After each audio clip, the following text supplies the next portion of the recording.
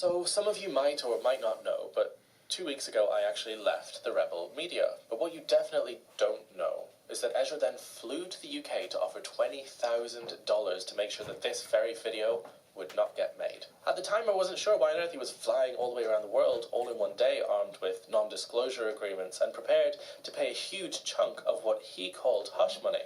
And then there's the hush money side, which we'll talk about in a second. I want to break it into two parts. First is severance, and the other is sort of the hush money. Now this money was supposed to be paid to me over the next 4 months, and, well, I accepted. And say plus £2,000, plus for each of you, £1,000 a month for 4 months. Full disclosure here, by the way, the Rebel fired both me and its UK producer suddenly, without cause. Personally, I think it's because we both knew too much.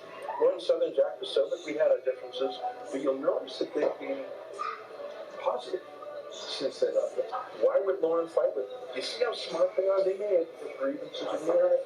I feel like I had a real hand in getting Lauren going, and probably Jack a bit, but he was grieving. But you notice how smart they are?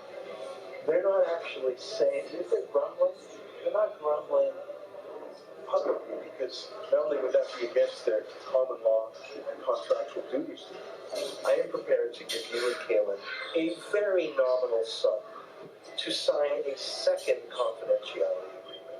So don't go that road. Launch yourselves as independent. Be totally positive like Lauren Southern.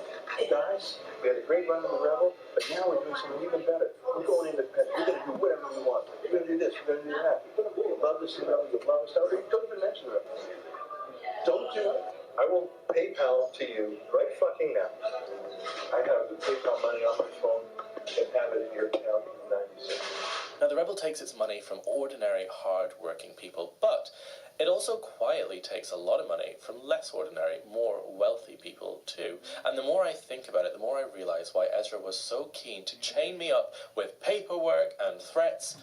Because the ordinary, well-meaning people who are donating to causes deserve to know that what's happening with their money. They deserve to know where it's going, and Rebel doesn't want them to. But why? Why doesn't Rebel want them to know the truth?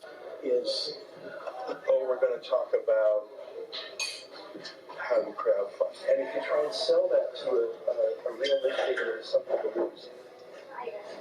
I'll have Kingston Avenue make 10 phone calls and 10 emails, and they'll just get everybody to take their defamation down. I first began to believe that journalistic integrity wasn't a priority at the Rebel when they began pulling major stories I was covering. But the thing is, Ezra didn't seem to care about the truth. He openly talked about his plans for Nigel Farage to join the Rebel before, even trying to get him out for dinner with us all, hoping to form some kind of alliance. The problem with this story?